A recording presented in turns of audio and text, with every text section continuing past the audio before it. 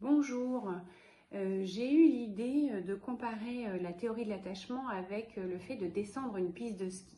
On va voir si c'est clair et ça aide à comprendre la théorie de l'attachement. Donc soit on est un enfant sécure, c'est-à-dire qu'on a confiance en soi, on est capable de demander de l'aide et d'en recevoir. Et dans ces cas-là, on descend la piste de ski et on est bien équipé. On a de ski, on a une tenue de ski, on a des bâtons et tout va bien et on descend la piste de ski avec plus de facilité et on s'arrête quand il faut et on ne déchausse pas parce que c'est bien réglé. Soit on est insécure, c'est-à-dire qu'on n'a pas eu tout le matériel dans la première année de vie. Alors on l'a pas eu ou on s'est adapté comme ça, attention, hein, c'est pas toujours, j'aurais dit, hein, l'enfant s'adapte à ses parents.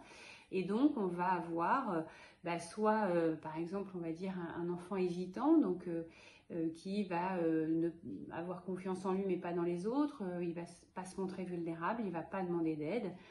Et on va imaginer qu'il est vraiment avec juste, on va dire, un monoski. Alors pour les jeunes, ça vous parle pas, c'était un grand ski, on est les deux pieds dessus.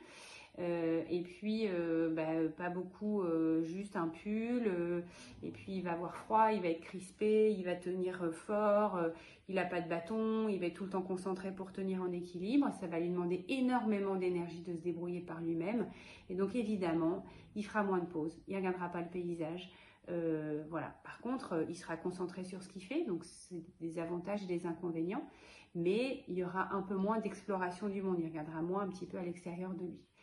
Et puis, on peut prendre une troisième image avec celui qui va être ambivalent. Donc, c'est un enfant qui n'a pas confiance en lui, qui a confiance dans les autres et qui demande beaucoup d'aide. Et là, c'est un enfant, il n'a pas de paire de ski, il n'a pas de bâton et il est en basket, en jean et en t-shirt. Et donc, il appelle à l'aide tout le temps. Il a froid, ça glisse pas, il tombe, il est mouillé, ça va pas et ça chouine et ça râle et ça va jamais et ça va jamais et ça va jamais et ça va jamais. Voilà, je ne sais pas si ça vous aide à visualiser comment on aborde la vie avec le matériel qu'on a, qu'on se construit la première année en partenariat avec ses parents.